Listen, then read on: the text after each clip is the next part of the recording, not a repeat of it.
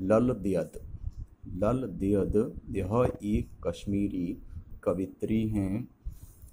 कश्मीर की बहुत ही लोकप्रिय संत कवित्री रही हैं। कैसी रही? संत। इन्होंने अपना सारा जीवन एक साध्वी के रूप में व्यतीत किया और उसी साध्वी के स्वरूप में रहते हुए उन्होंने भक्ति साधना के जो विभिन्न जो पद हैं उन पदों का सृजन किया, जिनमें भगवान से सीधे सीधे भक्त के जुड़ाव या उनके एहसास को रेखांकित किया गया है कि अगर हम ईश्वर से सीधे सीधे जुड़ाव करते हैं या ईश्वर से हमारा सीधा संबंध स्थापित हो जाता है तो हमें जो सांसारिक परेशानियां हैं, सांसारिक जो कठिनाइयां हैं, मुसीबतें हैं, तकलीफ़ें हैं, दुख हैं, इनसे कहीं ना कहीं हमें अवश्य ही छुटकारा प्राप्त हो सकता है। तो ये कश्मीरी कवित्री का जो जन्म है वो सन 1320 ईस्वी के आसपास कश्मीर का एक जो प्रसिद्ध स्थान है पामपोर। पामपोर जो कस्बा है उसका एक शिमपुरा, क्या है, शिमपुरा नामक जो गांव था वहाँ इनका जन्म हुआ था। कब हुआ था? 1320। पामपोर के निकट शिमपुरा जो गांव है वहाँ इनका जन्म हुआ था।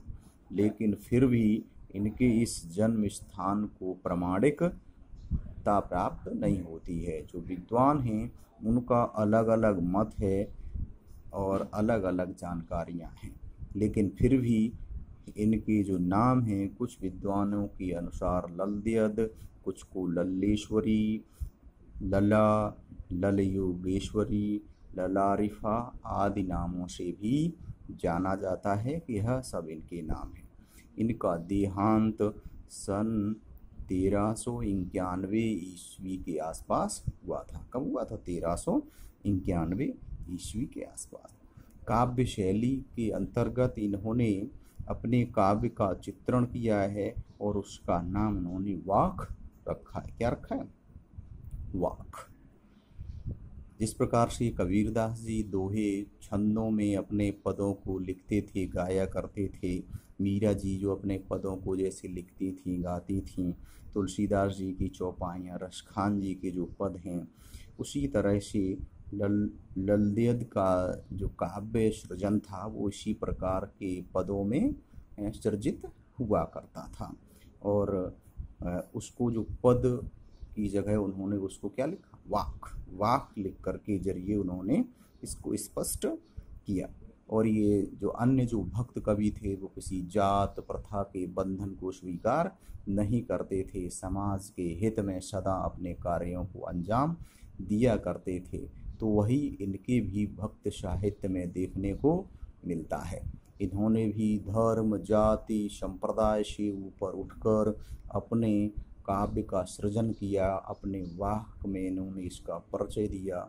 इन्होंने बताया कि अगर हम इन सब से ऊपर उठकर ईश्वर की आराधना करेंगे, उनके प्रति अपने आप को समर्पित करेंगे तो हमें ईश्वर अवश्य प्राप्त होंगे और सांसारिक बंधनों से हमें मुक्त करेंगे। ईश्वर किसी धर्म या संप्रदाय के आधार पर व्यक्तियों पर कृपा नहीं करते। उनके यहाँ कोई धर्म या संप्रदाय, जाति नहीं होती।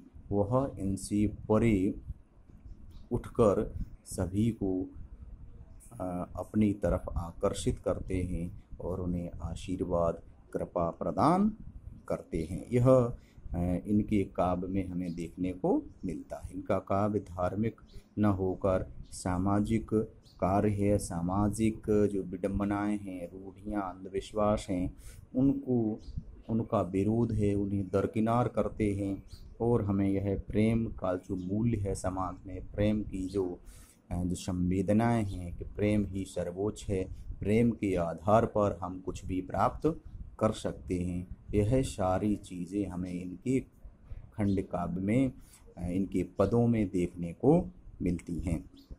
जबकि इनका जो पद हैं, उनका जो लोक जीवन है, हमारी जो सामाजिक स्थितियां हैं, उन पर उनके सरल प्रयोग हमें इनके काव्य में देखने को मिलती हैं। और ऐसा माना जाता है कि सैकड़ों साल तक कश्मीर की जो जनता है, जो पब्लिक है, उनकी जो स्मृतियाँ हैं लल देव जी की, उनके जो पद हैं, आज भी कहीं न कहीं उनके बीच में एक स्तंभ के रूप में जाने जाते हैं। लोग उनको पढ़ते हैं, उनके बारे में जानते हैं, उन्हें समझना चाहते हैं और प्रयास करते हैं कि जो प्रचार एक यहाँ कबीरदास जी ने किया था, ठीक वैसी ही स्थितियाँ उन्होंने कश्मीर में, कश्मीर की आम जनता, कश्मीर के आम लोगों के लिए प्रस्तुत की, जिससे वहाँ का जीवन सरल, स्वाभाविक रूप से, नेचुरल रूप से, प्राकृतिक रूप से समाज में जी सकें और उन्नति के जो मार्ग हैं वो सभी के द्वार सभी के लिए खुल सकें, जहाँ कोई छोटा बड़ा ऊंच नीच की संभावना न हो। यह इनके काव्य में बखूबी देखने को मिलता है।